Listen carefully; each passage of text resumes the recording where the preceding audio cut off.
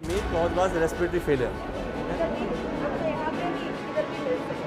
So now we are checking the temperature from one base point and second one from the 100 तो हमें patient को dose कितनी देनी पड़ेगी 5 ml क्लीन करना है अच्छे से ये एरिया को उसके बाद 20 to 30 सेकंड्स छोड़ना है ट्राई। सबसे पहले हम एमडी की क्लास में पहुंचे जहां यूपी सरकार के ओएसडी पेडियाट्रिक्स यानी पेडियाट्रिक्स पढ़ाने वाले एक खास टीचर डॉक्टर अम्बरीश गुप्ता जो पेडियाट्रिक्स के प्रोफेसर हैं और उत्तर प्रदेश सरकार की तरफ से मेडिकल कॉलेज में एमडी के छात्रों और आईसीयू केयर के छात्रों को पीडियाट्रिक्स पढ़ा रहे हैं। ये वही छात्र थे जिन्होंने कोविड की दूसरी लहर में दीवार बनकर महामारी का सामना किया।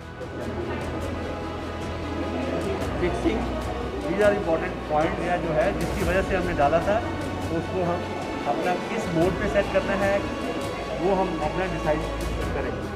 ट्रेनिंग में हमें अभी फ़िलहाल जितने भी पीडियाट्रिक पेशेंट हैं, ख़ास तौर पे बच्चों से संबंधित जितनी भी कोरोना से संबंधित बीमारियां हो सकती हैं और कोरोना उसको कैसे हम थर्ड वेव को हैंडल करेंगे उससे संबंधित हमें सारी तैयारी। पिछले साल भी हमें पूरी सिस्टमिक ट्रेनिंग दी गई थी अडल्ट कोविड से ट्रीट करने के लिए, उससे भी हमें काफ़ी फ़ायदा हुआ। जैसे हम लोग सेग्रीगेट नहीं कर सकते क्योंकि डॉक्टर्स की काफ़ी कमी है, तो ये नहीं हम लोग रोकते हैं कि हमें हमारे डिपार्टमेंट को ही देखना है, हम बाकियों को नहीं देखेंगे।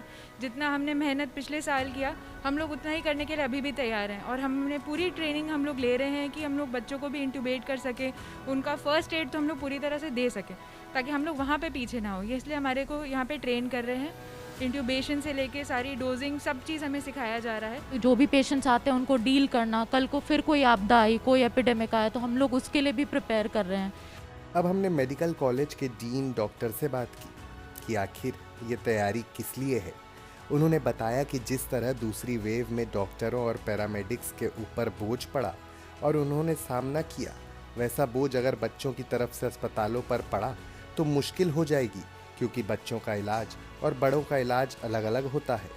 We have a neonatal specialist जो बेसिकली बहुत कम होते हैं।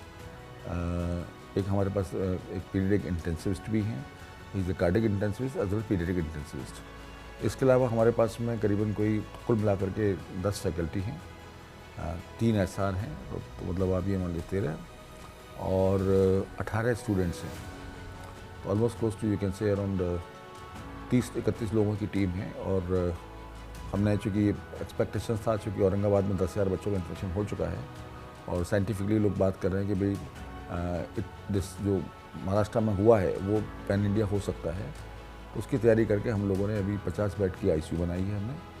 और हमारे पास ऑलरेडी पहले में वेंटिलेटर जो लिए थे वो हमने पीडियाट्रिक और एडल्ट दोनों को कॉम्बिनेशन लिया था।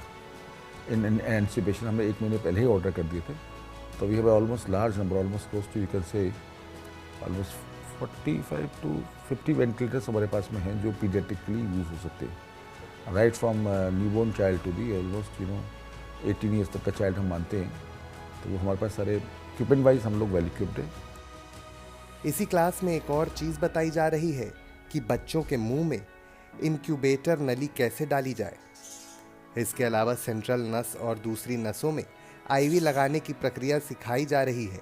एमबीबीएस के इन डॉक्टरों ने दूसरी लहर में मरीजों का इलाज भी किया था क्योंकि ये 5वें वर्ष की परीक्षा दे चुके थे और इंटर्न की कैटेगरी में आ चुके थे।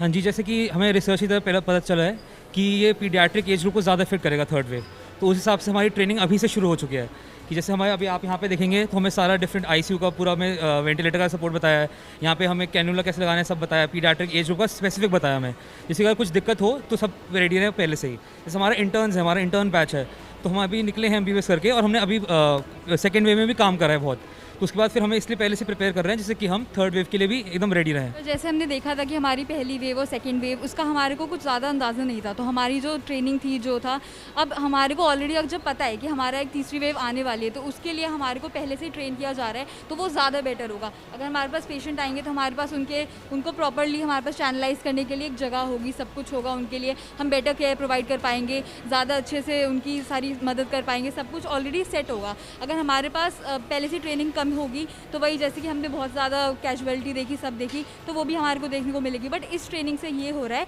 कि हमारे को उनको सब बेटर ट्रीट करने का मौका मिलेगा और जल्दी से लोग ठीक होंगे और पीडियाट्रिक एज ग्रुप के लोग हम ठीक कर पाएंगे जल्दी।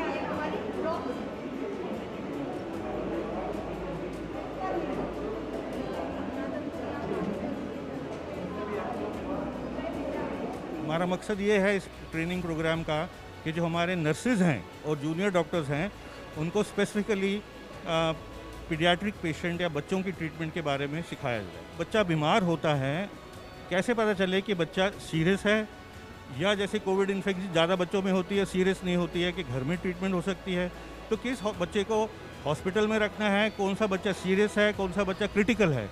तो ये बेसिक असेसमेंट सबसे पहले इनको हम ये ट्रेन करते हैं।